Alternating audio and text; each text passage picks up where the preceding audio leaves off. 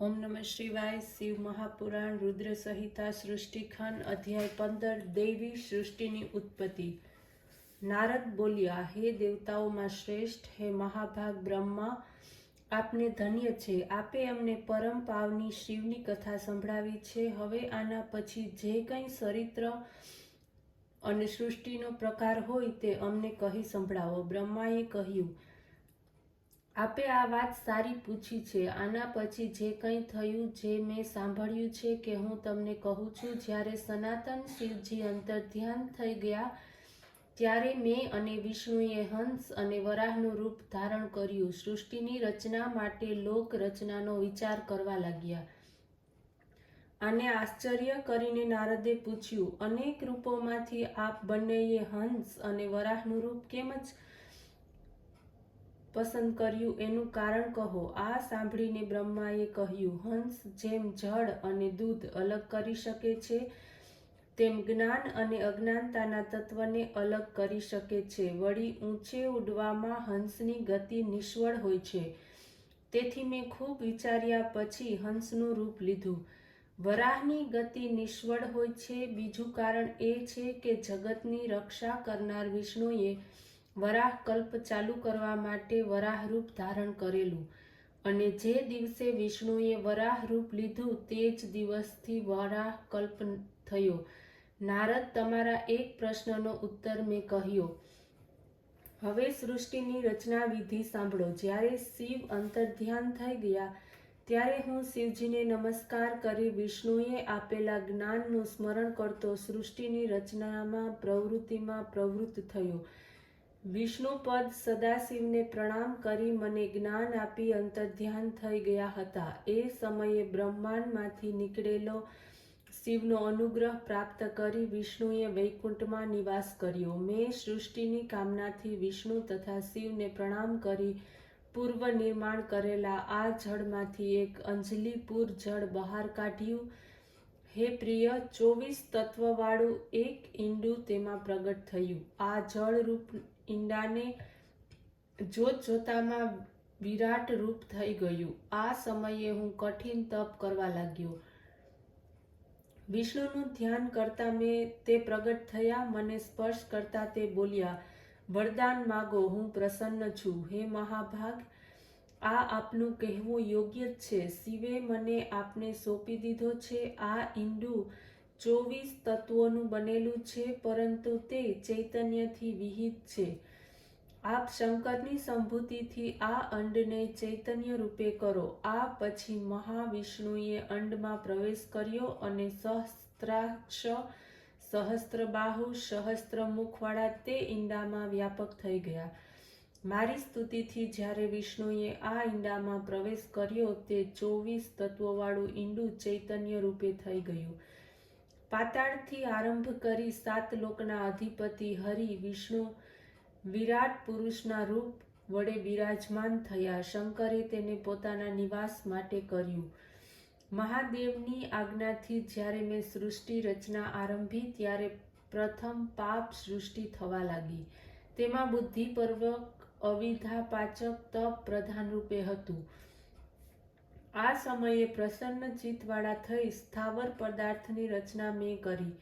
મુખ્ય સ્વર્ગને માટે શિવ આજ્ઞાની રાહ જોવા લાગ્યો। તે સમયે આ સૃષ્ટિને જોઈ હું મારું કાર્ય સાધવા માટે ફરી રચના કરવા લાગ્યો। તે સમયે તિર્યક સૃષ્ટિ ઉત્પન્ન થઈ। તેઓ પણ દુઃખરૂપ હતા, કાર્યના સાધક રૂપે ન થયા। આ સૃષ્ટિને અસાધ્ય રૂપે માની મેં ફરી વિચાર કર્યો ત્યારે ઉદ્ધર્વગામી સાત્વિક સૃષ્ટિ પ્રગટ થઈ। દેવોની આ સૃષ્ટિ અત્યંત સુખદાયક થઈ। ત્યાર પછી રાજસ સૃષ્ટિ ઉત્પન્ન થઈ। તે મનુષ્ય નામનું પ્રાણી છે, તે પુરુષાર્થ પ્રધાન છે। પછી મહાદેવની આજ્ઞાથી ભૂતાદિ સર્ગ પ્રગટ થયો। આ રીતે મારી કરેલી સૃષ્ટિ 5 પ્રકારની થઈ। 3 સર્ગ પ્રકૃતિના બ્રહ્મ દ્વારા થયા છે। તેમાં પહેલો મહત સર્ગ, બીજો સૂક્ષ્મ ભૌતિક સર્ગ, ત્રીજો વૈકારિક સર્ગ।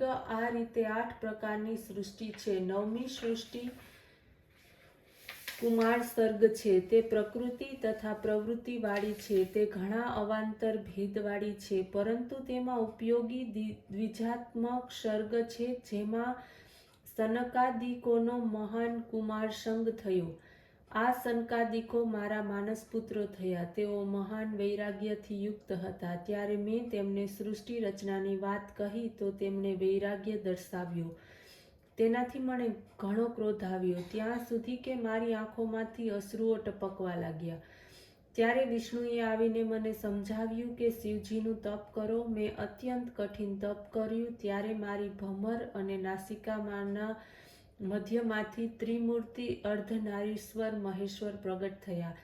તેમને જોઈને હું પ્રસન્ન થયો અને કહ્યું કે હે દેવ, હવે આપ જન્મ મરણની પ્રજાની રચના કરો. આ ઉપર કરુણાનિધિ મહાદેવજી હસવા લાગ્યા અને બોલ્યા કે હું અશોભનીય સૃષ્ટિ કરવાનો નથી. જે કર્મ વશાત દુઃખના સાગરમાં પડે પછી તો દુખિયાઓનો ઉદ્ધારક છું અને મારે તેમને સારી રીતે ગુરુમૂર્તિ દ્વારા જ્ઞાન પ્રાપ્ત કરાવવું છું. માટે દુઃખ રૂપવાળી પ્રજાનું નિર્માણ આપ જ કરો. મારી આજ્ઞાને કારણે તમને માયાની બાધા નહીં આવે. બ્રહ્માજીએ કહ્યું કે આ પ્રમાણે કહેતા નીલ લોહિત ભગવાન શંકર અંતર્ધ્યાન થઈ ગયા. અધ્યાય 16 માનુષી સૃષ્ટિની ઉત્પત્તિ. બ્રહ્મા કહેવા લાગ્યા, આ પછી શબ્દ વગેરે પંચભૂતો દ્વારા પંચીકરણ કરીને તેનાથી સ્થૂલ આકાશ, વાયુ, અગ્નિ, જળ, પૃથ્વી, પર્વત, સમુદ્ર, વૃક્ષ, કાળ વગેરેથી જુગ સુધીની કાળ રચના કરી. ત્યાં સૃષ્ટિના બીજા પદાર્થોની પણ રચના કરી. પરંતુ જ્યારે તેનાથી મને સંતોષ ન થયો ત્યારે મેં શક્તિ સહિત શિવનું ધ્યાન કર્યું. સૃષ્ટિના અન્ય પદાર્થોની રચના કરી અને પોતાના નેત્રોથી મરીચીને, હૃદયથી ભૃગુને, શિરથી અંગિરાને, કાનથી મુનિશ્રેષ્ઠ પુલહને, ઉદરથી પુલત્સ્યને, માનસથી વશિષ્ઠને, આંખથી કર્તુને, કાનોથી અત્રિને, પ્રાણથી દક્ષને અને ખોળામાંથી કરદમ મુનિને ઉત્પન્ન કર્યા. સાથે જ બધા સાધનોનું સાધન ધર્મને પણ મેં પોતાના સંકલ્પમાંથી ઉત્પન્ન કર્યું. ત્યારે હું કૃતાર્થ થયો. પછી મેં મારા 2 રૂપ કર્યા. હું અર્ધનારી નટેશ્વર થયો, જેમાં પરમ સાધક પુરુષ સ્વયંભૂ મનુ અને સતારૂપ પ્રાણી ઉત્પન્ન થયા. તે બંનેના વિવાહથી મૈથુન દ્વારા આ સૃષ્ટિની ઉત્પત્તિ થઈ.